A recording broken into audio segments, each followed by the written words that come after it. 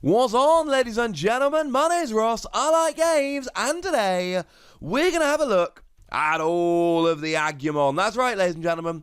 You see, we've had a few Agumon at this stage coming around, so I figured it was probably fair to take a look at all of the Agumon and do a little bit of a comparison, see which one was best, etc, etc. Make sure you've got all the Agumon stuff you need, and we might as well start off with the one that came around in the starter deck. Now, the one that came around in the starter deck is a free cost to play normally, 0 cost to evolve, 2000 power Digimon, which for a level 3 with an ability, an inheritable ability, is about right. That is pretty much what we would expect here. Speaking of that inheritable ability, if you evolve from this Agumon, you get an extra 1000 power. And I tell you what, ladies and gentlemen, as far as it goes, this is a pretty good inheritable skill. We've seen a bunch of similar Digimon that don't really stand up. I mean, one of the best cards we've seen from New Evolution, and it really is holding up as one of the best cards, is the Secret Rare Digimon. The Secret Rare Digimon is a level 4, and as such is quite a bit more expensive. 3 more to play normally, and 3 more to evolve. And it's got an inheritable skill that says that the Digimon that evolves from it has an extra 1000 power if you have a blue tamer in play. So you still get the extra 1000 power, but rather than having it normally and just being able to enjoy it, you've got to have a blue tamer in play, which all of a sudden makes it significantly more difficult to actually get on board. We've seen plenty of Digitama cards that can give you an extra 1000 power, but they've all got these awkward conditions attached. The Koromon from the red starter deck gives you an extra 1000 power if you've got at least 4 evolution sources, significantly harder to get rolling. Tokamon, once during your turn, if you destroy an opponent's Digimon by lowering its DP to 0, you get an extra 1000 power. And sure, we got plenty of yellow options to do that, but the point is, you got to work for the 1000 power boost. The cool thing about Agumon is, it just gets the extra 1000 power. Yeah, this is a very, very strong card. Now, we have had 2 promo Agumon, the first of which came around in that 6-card promo pack, which really was the first thing released from the Digimon TCG. And the first thing to note here is the playing cost of 5. Paying 5 to play a level 3 Digimon is frankly ludicrous. If we go over to New Evolution, just as an example, there is no such thing as a level 3 Digimon that costs 5 memory to play normally. It just doesn't happen. You know, you're looking up to level 4s and things of that nature to be paying that much to play a Digimon. It is a very expensive Digimon to play. Now, it is still free to evolve, though, with no inheritable skill and just a skill that happens and activates when you play it normally. You should not be evolving through this. But then again, you do have 3000 power, which it is more than we're going to see from the other Agumon, alright? 3000 power is actually pretty high, and we're going to be looking at 5 Agumon total here. There are going to be 5 Agumon that we're looking at in this video. That's how many we've seen, and 3000 power is as high as it gets. It is in fact the only Agumon out of all 5 of them that can hit up to 3000 power. So that is the argument for evolving through it. Doesn't have an inheritable skill, does have a when you play rather than evolve skill, is very expensive, all reasons to not evolve it. However, at least you do get the bump in power. But it's got a rather ridiculous play skill whereby upon entry, you destroy one of your opponent's Digimon with 3000 power or less. And this is why you play this Agumon. It is expensive.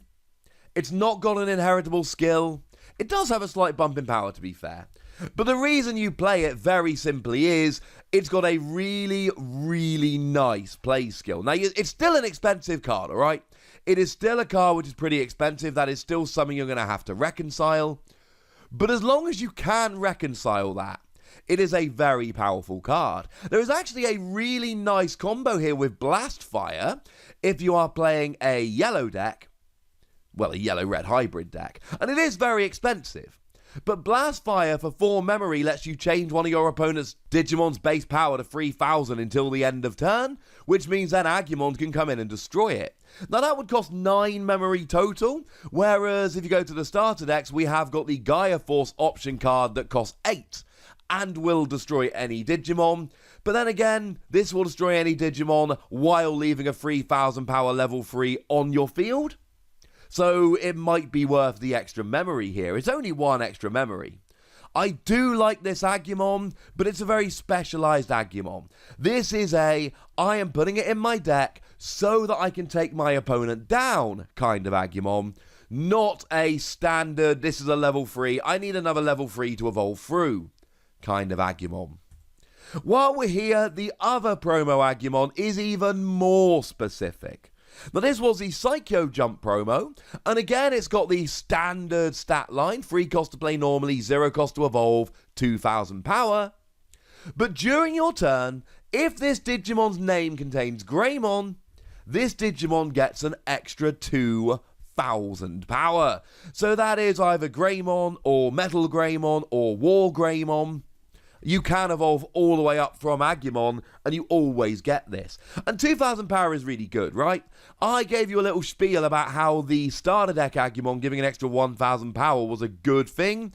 So clearly giving an extra 2000 power is a very good thing, and we are loving it, and we're all in favour, and life is good, and hooray, etc. Go Agumon, go team. But really the only analysis that needs to be made of this Agumon is, how grey is your deck? If you're only playing Greymon, Metal Greymon, War Greymon, etc., then absolutely you want to be playing this card. This becomes a phenomenal option. If you're playing any other level 4, 5s or 6s that don't have grey in their name, as a side note, we have had it confirmed that in the next set we are going to be getting Shine Greymon, and assuming that Shine Greymon is a red card, which we expect it to be, but assuming it is, that will also work with this skill. And if you're using those Digimon, this is definitely the Agumon to pick. Nice and cheap, phenomenal inheritable skill. If you are not using an entirely Greymon-centered deck, I do worry that this is going to be just a little bit underpowered. Now, moving into New Evolution, we did have ourselves a bit of the old Agumon, and it's got the standard stat line, 3 cost to play normally, 0 cost to evolve, 2000 power. But this one also has a play skill, so you are going to be paying the 3 to play it normally, rather than the 0 to evolve. And when you play, you look at the top 5 cards of your deck, and you add a Tamer card from them into your hand, putting the rest of the cards on the bottom of your deck, in any order. So this is the, hey, you know what, I really want my Tamers card. Now, you could be playing a mixed deck here and playing around with any Tamers, but it's likely you're probably going to be playing around with the red Tamer, in which case we've basically got 2 options. The one from the starter deck just gives your Digimon an extra 1000 power on your turn. It is important to note most of these skills are on your turn, which means if you're resting and your opponent's attacking you, you don't get the extra boost. And this is nice. It gives all of your Digimon that extra 1000 power on your turn. It's a good little skill. This will help you get it out faster. The other is a 4-cost Tamer, but it's got that standard skill that 4-cost Tamers have. If you start your turn with 2 or less memory, it gets bumped up to 3. And then during your turn, all of your Digimon with 4 or more evolution sources gain security attack +1. So you've got to have a level 6 or level 7. Omnimon, remember, is the only level 7 we've seen so far, but will work in red decks, incidentally, because it evolves in red or blue. And you've got to have evolved all the way up. But as long as you have security attack +1, you're taking out an extra security card when you attack. This is a very, very good thing indeed. So look, if you're relying on those Tamers, if you're trying to get those Tamers, this is absolutely, definitely what you want to be playing. Remember, and I made this point in a whole bunch of videos at this stage, unless you're playing Mimi Tachikawa, you are basically hatching 1 egg every 2 turns. Hatch an egg 1 turn, evolve it, and then next turn bring it out of the battle area. So the reality is a lot of your level 3 Digimon are going to be played normally rather than just evolving up through. So then the question becomes, do you really value the inheritable skill, or do you want to play this to get your tamer out? And that decision is going to change from deck to deck, but this is a very strong option if you're relying on your tamers. Now the last Agumon we've got is actually Professor Agumon, which I thought was incredibly strange, but apparently this is just a thing in Digimon and I'm a little bit silly, for which I apologise. This is a free cost to play normally, 0 cost to evolve, 1000 power Digimon, so you do take a little bit of a hit in terms of power if you want to be playing this Agumon. But when you play it, you return a Digimon whose name contains Agumon from your discard pile to your hand. So essentially this is your way of recovering, and because it says name contains Agumon, and this was confirmed in the official FAQ, yes, you can get back a Professor Agumon. It does not have to be a regular Agumon. And this is nice for recovery.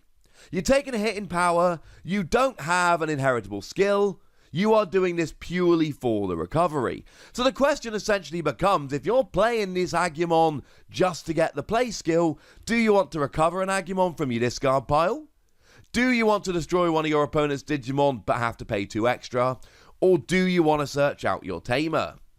The reality is, I cannot sit here and just give you a which Agumon is better answer, because it doesn't work like that. It depends on the deck. If you're just looking for your standard, ordinary, everyday, run-of-the-mill Agumon with a nice inheritable skill, I adore the starter deck Agumon.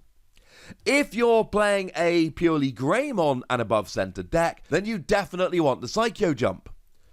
Otherwise, you're playing one of the ones that has a coming into play ability, and that is entirely up to you which one you actually go for, because there are a bunch of options, and I just cannot tell you which one to go for unless I've got your deck list sitting in front of me.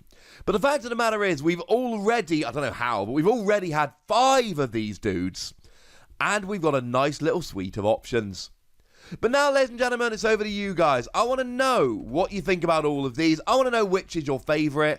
I want to know which ones you're playing and which deck you're using it in. So let me know in the comment section. Go nuts. Be nice. And then make sure you like this video, subscribe to this channel, follow me on Twitter at the Wossy. That's where we talk Digimon and a whole bunch of other games. And please do consider checking out patreon.com/PTCGradio, where you can support the channel, get some bonus podcasts, all kinds of fun things. But by far the most important thing, as always, look after yourselves till next time, would ya? Thank you very much for watching. My name's Ross, and you've been watching Wossy Plays.